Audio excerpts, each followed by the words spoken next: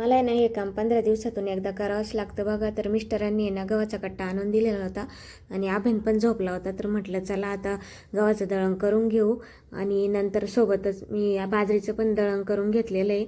आणि तो झोपला ना तोपर्यंतच म्हटलं करून होईल. त्याच्यानंतर बघा मी यांनाच राहिलेलं पीठ चाळणीने असं चाळून घेतलेलं आहे पंचपात्रीतलं आणि पंचपात्री ना लगेच घासायला घेतलेली आहे. तर मला ही सवयच आहे. मी ना पिठाचं असं पंचपात्री ना 15 दिवसातून एकदा पीठ भरण्याच्या आधी ना घासून घेते, मस्त सुकून घेते.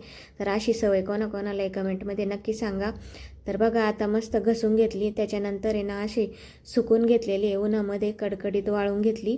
आणि त्याच्यानंतर आहे ना पीठ वगैरे दळून आणलेलं आहे. आणि पीठ आहे ना लगेच भरायचं नाही, कारण ते गरम असतं आणि लगेच भरलं का मग झाकण लावायचं नाही आहे. तर मी आहे ना पूर्ण पीठ थंड होऊन देते आणि नंतर मग असं पंचपात्रीत भरून ठेवते, चाळणी वगैरे ठेवते. तर कसा वाटला मिनी व्लॉग, लाईक करा. Bye bye.